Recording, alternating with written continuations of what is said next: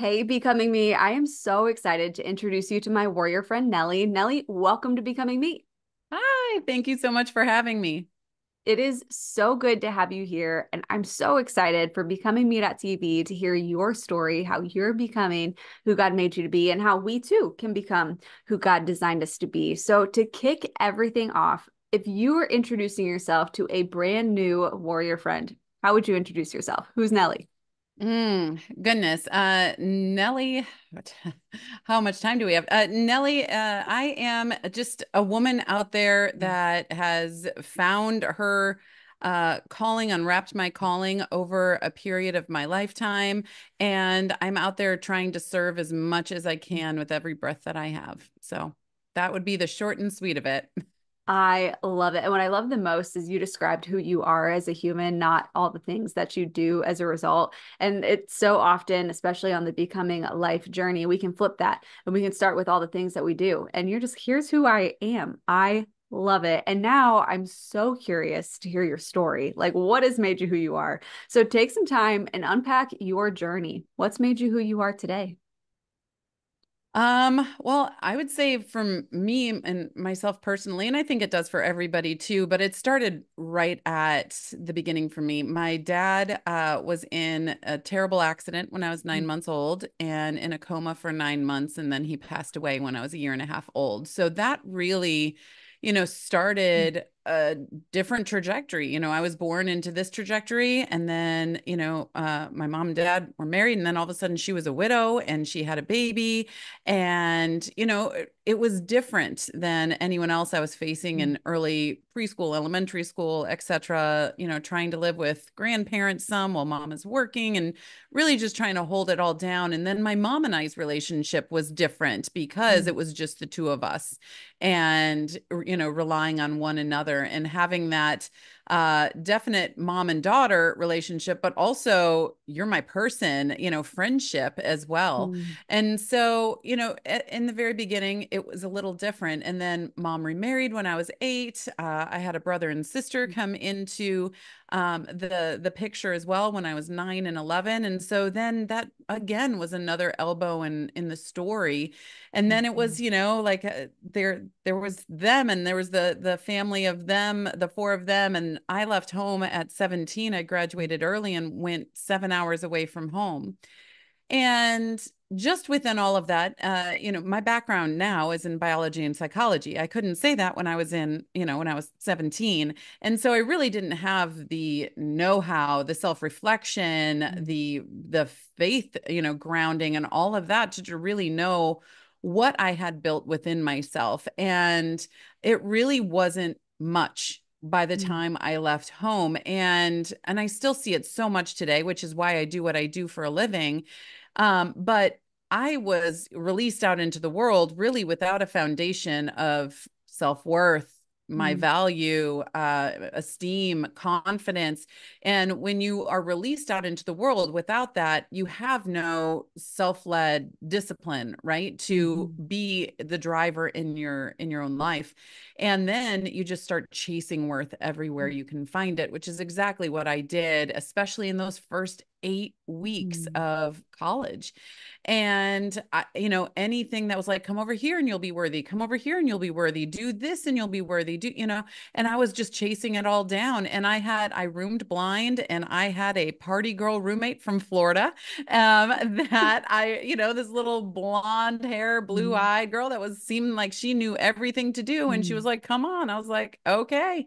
And my life was destroyed in Mm. 8 weeks right there. So that was just as much of another elbow in my story right there. And I was crushed. I was enveloped and blanketed in shame and grief and all of these things that then took decades, really. I mean, there will always be anyone that's been through any sort of trauma, there's always going to be a remnant of that in your life, but you can turn it into a strength and not something that holds you back anymore, which is what I've been able to do, but it's taken a very, very long time. And I met my husband the next semester, ironically, after that second semester freshman year. And so we've been, together since we were kids. I was 18, he was 19. And so he and I have been through every level Mm, of, this growing up and maturing process together. But we were going along and we got married. We went through infertility. We had 4 kids in 4 years. And then, and then he ends up in the hospital. mm, And my husband, another elbow here, my husband almost passed away. We went through 2 years of heart issues with mm, him. And it culminated in a heart surgery that he had to mm, have. And we didn't know if he would make it. And I'm sitting out in the waiting room and I have a 4-year-old, 2 2-year-olds, and a newborn. And I was just like, are you serious? Like, we're gonna go through this again, right? Like I went through mhm, this in my very beginning, and they could go through this in their very own. mm. My husband made videos for them. We really didn't Oh, know if he was gonna make it, but he did. He's still here today. And but it was such an eye-opening, such mm, a, tear open your flesh and expose your heart mm, season of our lives. And it really got me thinking during that time and subsequently going forward. And we almost lost one of our daughters in a drowning accident during that time as well. But it got me thinking, okay, we have 6,570 days. When you're in a waiting room, you have a lot of time to do math, right? So we have 6,570 days, give or take. That's how many days are in 18 years to really set the groundwork, the foundation that mhm, then these young women who, one of them at the time was 7 months old, but she was a young woman, right? That I was given and my husband, but we're given the mm, responsibility, the humble responsibility of raising up. And mhm, so it's our job to build for them and then with them their foundation that then when they're done, they build their life on top of. mhm, So, really sitting there and starting to develop this over the years, how are we going to do this? But here's the thing, I was still very, very much in my own healing process during that mhm, time. So I'm developing all these ways and how to rear and raise my kids and develop this foundation. And then there's this nagging in the back of my head that's always like, Nellie, you don't have the foundation, right? You mhm, don't know. And it wasn't until about 2 years later that someone invited us to church for the first time. We had done all of that without Christ. And someone invited us to church the first time. It was Christmas of 2010. The lights go down, the center goes on, the light goes on, and someone starts singing Emmanuel. And 30 seconds in, I was done. I was like, okay, I'm in. wow. And it has been such a journey Mm, to be able to go on that together as a family. And I could tell you stories that would mm, just make your, hair stand up about the way that the Lord has showed up for our family, for my husband through his mm, illnesses, and how we are today, and frankly, where we'll go. We're all on a journey of becoming. yeah. And so it was in my 30s. Mm, Our kids were, I don't know, two, I do the math, 2, 5, and 6, say. And so they were going along this with mm, us. And one time we were pulling into church just for Sunday service, might have been Saturday. I think we did Saturdays back when we lived in Indiana. And our oldest daughter said, this just feels like home every time we come here. And I was like, oh, sister, you are right. This absolutely does. And, my husband and I were both mm, baptized and we started serving. And I've always had a servant's heart. It's where my husband and I met in a mm, community service co-ed fraternity. I love to serve, but now it's serving with understanding why I have a mhm, hunger and thirst and an unending well of mm, want to serve. And so, all of that to be said, we started, and then I started developing programs of positive family disciplines and really working in the mental and physical wellness space, emotional. And then COVID happened. We had already been homeschooling for 5 years, before it was COVID cool. And I just started getting so many people going, how do you do this? I don't understand what. And so helping families bring in a new layer of understanding, mhm, responsibility, respect, into their homes is kind of where it really pivoted to where I am now. And today, that's where I am helping families raising young women build this foundation of worth, esteem, and confidence in them before they leave home. And it's what I do literally 24/7. Well, unless I'm sleeping. I do it in my home, and I do it in Mhm. my community, and I do it around the world. And it is my way to serve, and the way that Mhm. my life has called me to serve. That's amazing. Like, thank you for sharing your journey, who you are, who you're becoming. And, I'm curious, are you a coffee drinker, Nellie? I'm not. You're not? Are I'm you a tea not. drinker or like I just do. water? I drink this entire huge thing right here is water. Yeah, I'm a huge water drinker, but I do have some unsweet tea, diluted unsweet tea, which Okay. it's already diluted, but I dilute it more. Okay. But yeah, I'm just a huge water drinker. Hey, that's healthy, which is good. So if you were like having a cup of this diluted, unsweet tea, right, with another warrior friend, and you're both sipping this tea, you're chatting about life, and they're telling you about their own becoming journey, what Yeah. would you say to encourage them to become who God made them to be?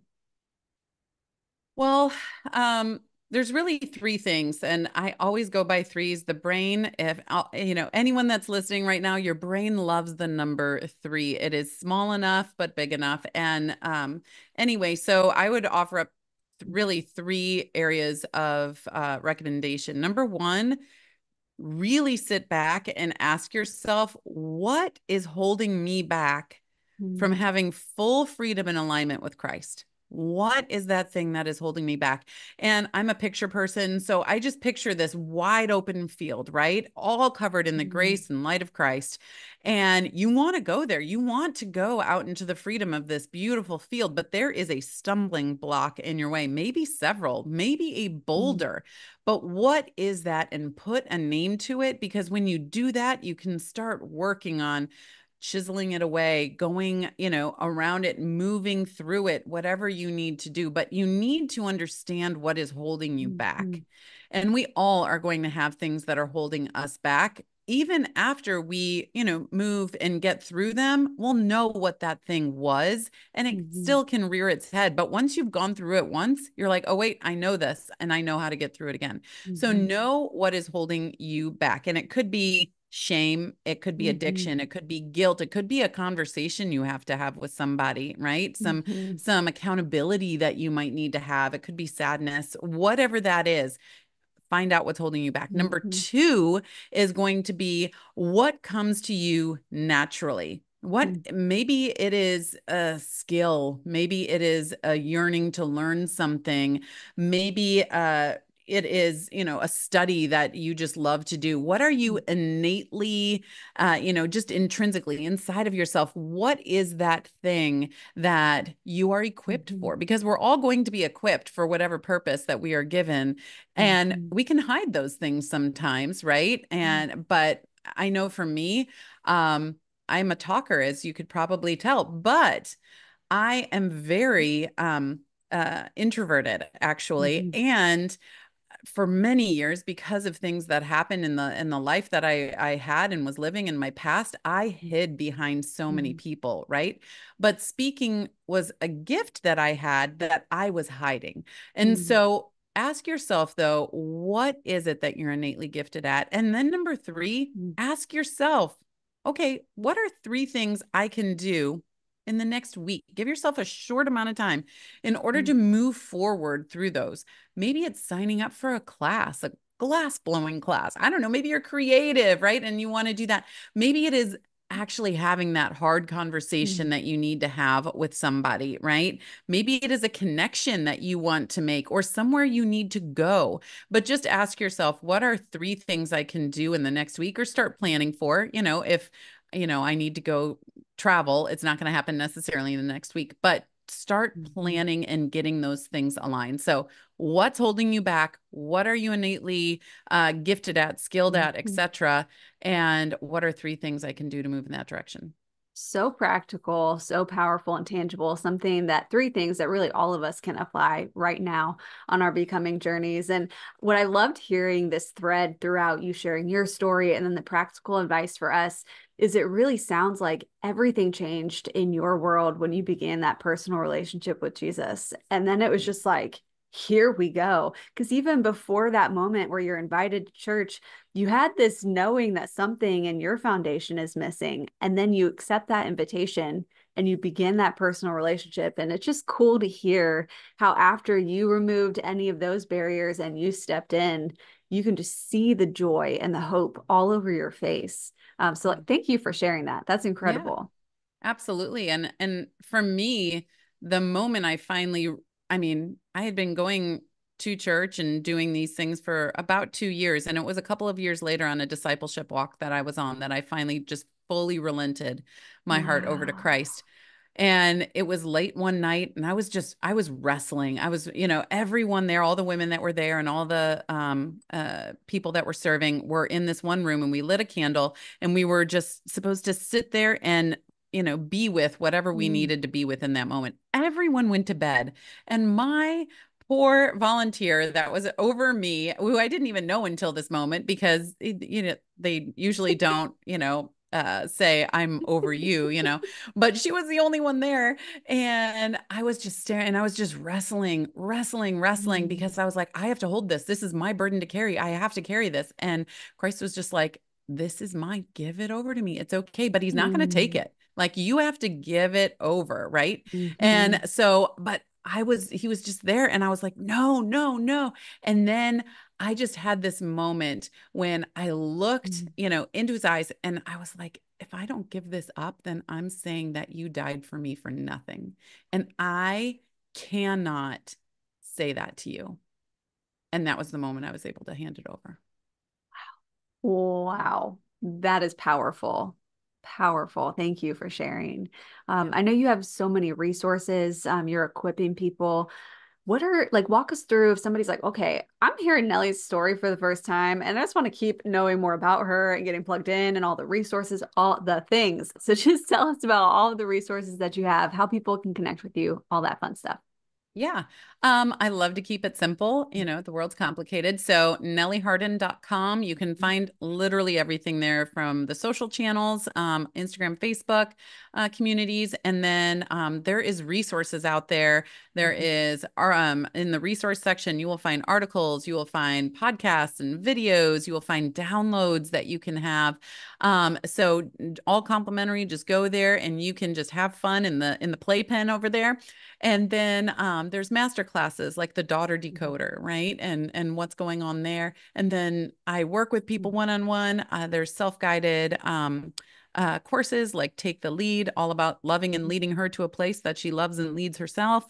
And yeah, so it can all be on there, and just get plugged in there. And then you will get something in your inbox every Friday where I will tell you all the things that are going on. That's amazing. Thank you so much. Hey, as we wrap up your becoming story today, are there any final words of warrior encouragement you would want to share with a warrior friend? I just want to give everyone a hug, first of all, and just give everyone a hug and say, you got this. You got this. There's a Mhm. lot of things in the world that are going to try to trip you up and hold you back, but Mhm. just keep going forward, right? Just Yeah. keep going forward. And I was reminded just Christine Kane a couple of days ago had a great just snippet video that she was talking about Lot's wife. And I was like, yes, just keep going Mhm. forward. Don't look Mhm. back. You will be stuck, and you will become Mhm. just that. You will be preserving, she became a pillar of salt. She was a preservative then for everything that she had come from, and she missed out on what she was going to. So just keep taking the next step forward. So good. Thank you for equipping us with that. Thank you for sharing your story. I love you. I'm cheering you on big time as you're becoming you. And thank you for being here. Thank you so much for having me.